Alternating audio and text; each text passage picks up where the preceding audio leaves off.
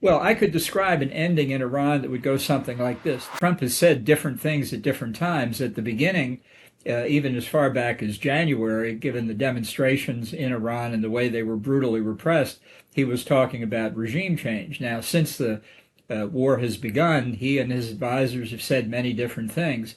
I think we've done a lot of damage to Iran, to its military establishment, to its nuclear and ballistic missile programs, and many other things. But we have obviously not yet achieved regime change. I think it's interesting that Secretary of State Marco Rubio said this morning that there were signs of splits within the leadership in Tehran, which I think is very significant because that's the precursor to the regime collapsing. But under any measure, notwithstanding the damage, the threat that Iran poses continues as demonstrated by the closure of the Strait of Hormuz. Well, it's just different people. We have eliminated a lot of people at the top, for sure, and the level of people we're speaking to, by and large, is much lower than the people who were actually running the regime a month ago. But the fact is, this is a revolutionary regime that's called the Islamic Revolution. It has stuck to its hardline ideology for 47 years. It has gone through purification rituals in the Revolutionary Guard repeatedly, so that while the faces may have changed, the regime is the same. People want to talk about a deep state. The Iranian government is the deep state of all of them. And so at this point, that doesn't constitute regime change. It may mean like changes in Facebook, but it's not a different regime. Well, I think if he had his choice, he'd like to declare victory and get out. He has accomplished clearly some damage much further than what happened during the 12-day war in 2025, but he doesn't see the end in sight. He's very nervous. He's very worried about high petroleum prices worldwide. And if he thought he could get away with it, he'd declare victory and pull everybody out. But he knows that with the Strait of Hormuz closed, it's not credible to declare victory. So he has a lot of different options in front of him. He doesn't know which way to go. My suspicion is he's very nervous, very agitated, very worried about the political consequences in the United States. And at this point, I don't think he knows what the next step is. Well, I don't think Iran has the upper hand. I mean, I think what we're seeing is that geography has suddenly made its presence known. And the geography in the Strait of Hormuz and the Gulf today is the same as it was 30 days ago, the same as it was 3,000 years ago. That for decades, a century really, considering the importance of Middle Eastern oil, first from Persia and then from the Gulf states, people have looked at maps and they've seen the Persian Gulf and they've seen the Strait of Hormuz and they've said, boy, that's potentially dangerous. And they haven't done anything about it.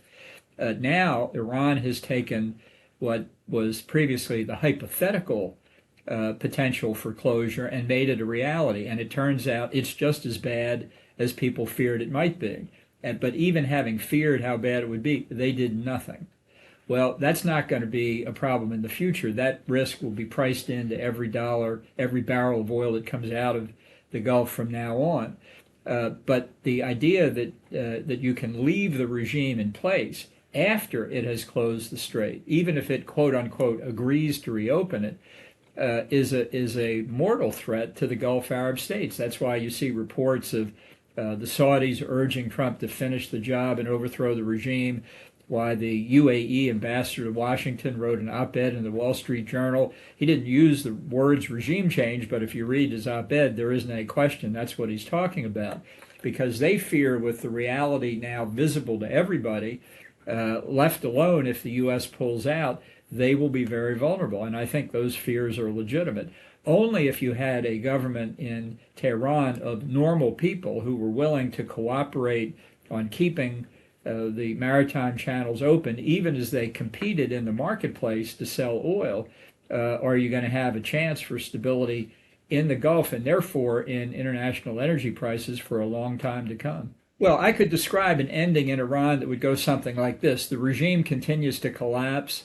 Authorities within the regime, but not really of it, let's say a general in the regular army, not the Revolutionary Guard, but the conventional military, takes over, imposes a military government, restores order, and then says, but it's not a government of the Ayatollahs. We're here. We're going to keep the country together, and we're going to have the Iranians go through a consultative process to decide what government they want next.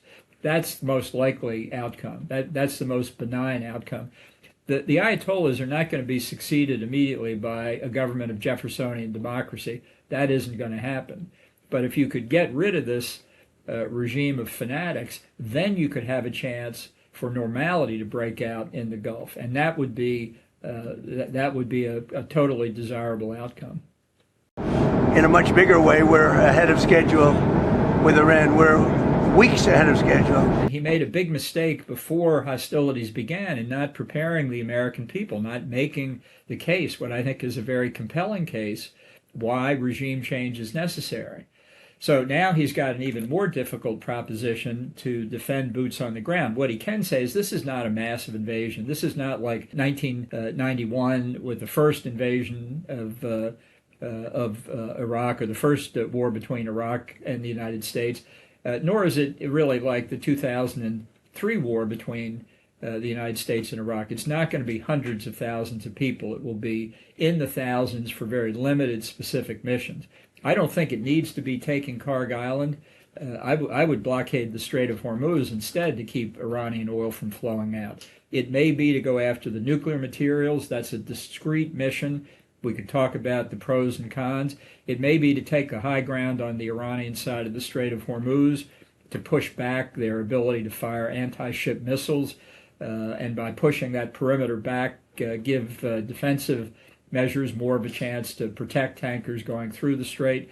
It could be something else entirely. It could be simply building up a capacity to put pressure on the Tehran regime to negotiate. I don't think Trump did anything like an adequate job in briefing the allies beforehand why this was in their interest. It really is Europe's war. Any issue that concerns 20% of the world's oil supply is going to affect economies in Europe. And by the way, it's a lot closer to Iran than the United States is, and the range of Iran's intermediate range missiles is enough, we now know, to cover most of Europe. They can't hit the United States yet, and their terrorist activities in Europe have been as plentiful or more so than in North America.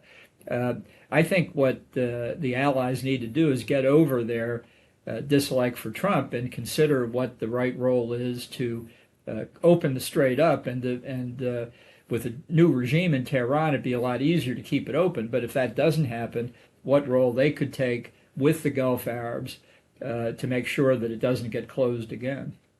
Well, I think he didn't alert the opposition that this was coming either. That was another mistake. But I think it's been a mistake of several American administrations not to work more closely with the opposition, not to give them assistance, whether it's telecommunications or money or weapons, if that's what they want. Again, it's still not too late to do that. But I don't think it's necessarily a revolt by the people, the armed people. I think as much as anything, it's causing defections from within the regime. Use the example of the regular military, bring them over to the side of the opposition, and as the regime collapses, to see that kind of political pressure then come into the streets. There's no point in going out and getting massacred as they did in January, but at the appropriate time to show what I think is the overwhelming sentiment of people in Iran, that they want this regime to go. Then it would be appropriate and helpful. But we need to do a lot more to help the opponents. The one regime was decimated, destroyed. They're all dead. The next regime is mostly dead. And the third regime, we're dealing with different people than anybody's dealt with before. It's a whole different group of people. He did say at the beginning 4 to 6 weeks. Well, we're just now in the 5th week. So even by his own initial timetable, he's not late yet.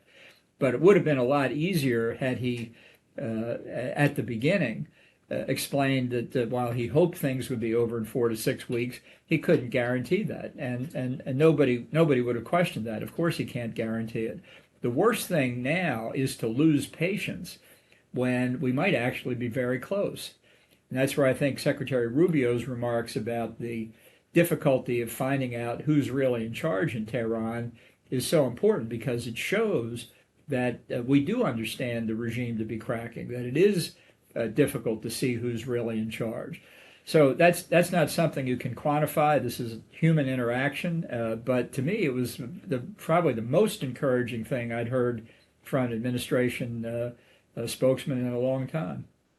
Well, I support the objective of regime change, but there's a lot of just national security 101 that he didn't do. Didn't prepare the American people, didn't prepare Congress, didn't prepare the allies, didn't prepare the opposition. And by allies, by the way, I mean not just NATO, but the Gulf Arabs. Our Pacific allies, Japan and South Korea and Taiwan, who get most of their oil from the Gulf and therefore are directly affected, as is China, by the closure of the Gulf. Uh, so, when you don't lay the groundwork and then you run into trouble during implementation and keep changing your view, which is what I think is happening as to what your objective is, you're just making things even harder. And I think this is due in part because decision making with Trump is always somewhat chaotic, and in his second term, it's even more chaotic than it was in the first term. When you go to war, you better be ready, and I don't think he was ready.